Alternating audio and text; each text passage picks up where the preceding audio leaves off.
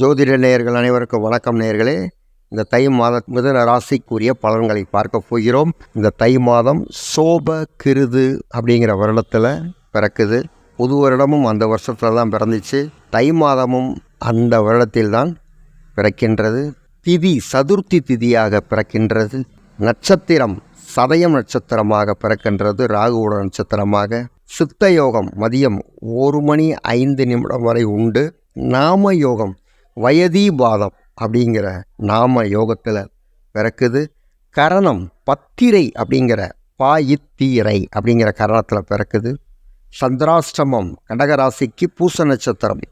பூசத்துக்கும் ஐலியத்துக்கும் சந்திராஷ்டமம் ஆரம்பிக்கும். இதெல்லாம் பொதுவான பலன்கள். தை மாதத்திலே மகர ராசிக்கு சூரியன் வருவதைத்தான் தை மாதம் என்று கூறுகிறோம். இந்த தை மாதம் மிதுன ராசிக்கு ஒரு நல்ல காலம் என்று தான் சொல்ல வேண்டும்.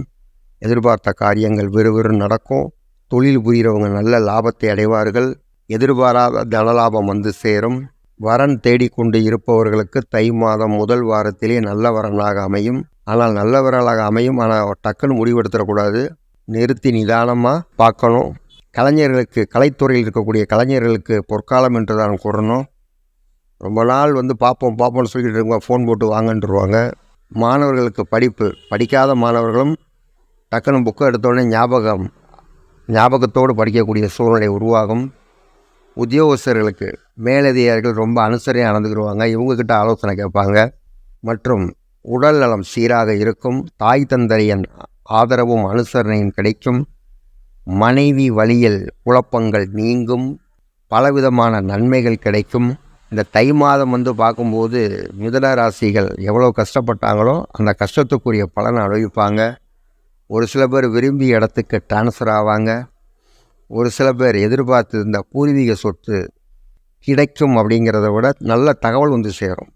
இன்னும் ஒரு 2 மாதத்தில் பூர்வீக சொத்து முடிச்சுக்கலாம், அதாவது வில்லங்கமாக இருந்த சொத்து பேசி முடிச்சுக்கலாம் அப்படிங்கிற சூழ்நிலைகள் தென்படும்.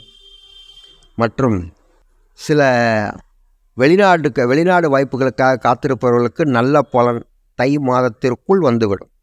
தை மாதத்தில் ஸ்டார்ட் ஆகும். அதுக்குள்ளே டக்குன்னு முயற்சி எடுத்து என்ன செஞ்சுருவாங்க அப்படின்னா வேலைகளை செயலாக்கம் செய்து விடுவார்கள்.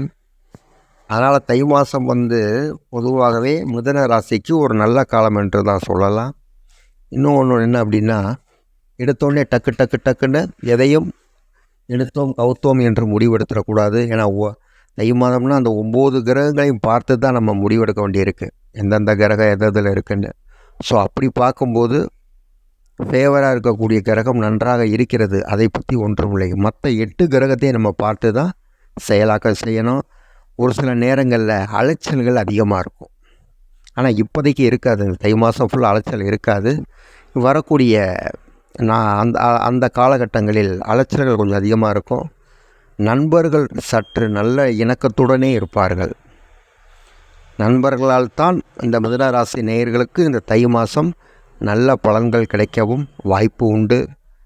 அதனால் இந்த தை மாதத்தை பொறுத்தவரை மிதுன ராசி நேயர்கள் ஒரு புதுகாலத்துடன், புத்துணர்வுடன் எதையும் சாதிச்சிடலாம் அப்படிங்கிற ஒரு நம்பிக்கையை கிரக பலம் கொடுத்து விடும். அதனால் தை மாதத்தை மிதுன ராசி நேயர்கள் ஒரு தீபாவளி மாதிரி கொண்டாடலாம் அப்படின்னு கூட சொல்லலாம். அதற்கடுத்து விவசாயிகளுக்கு நல்ல மகசூல் கிடைக்கும். 2வதாக, ரொம்ப நாள் கணவன் மனைவி விவகாரத்தில் இருந்தவங்க, டைவர்ஸில் இருந்தவங்க மனம் மாறி நல்ல முறையில் சேர்ந்து வாழ்வோம் அப்படிங்கிற ஒரு தன்மை இருக்கும். அது ஒரு பெரிய வரப்பிரசாதம் என்று சொல்லலாம். அதனால் எதை பற்றியும் இந்த தை மாதத்தை பற்றி மிதுன ராசி நேயர்கள் கவலைப்பட வேண்டாம். எது பிரேக்காக இருந்தது, எது சாதிக்க முடியாமல் இருந்துச்சோ அதெல்லாம் நீங்கள் செயல்படுத்த ஆரம்பிச்சிருங்க. உங்களுக்கு இந்த கிரக பலங்கள் கை கொடுக்கும். மிதுன ராசி நேயர்கள் இன்னும் அதிக பலங்கள் பெற்று தை மாதத்தை கொண்டாட வேண்டும் என்று என்னுடைய மனப்பூர்வமான வாழ்த்துக்களை தெரிவித்துக் கொள்கிறேன். நேயர்களே, நன்றி, வணக்கம்.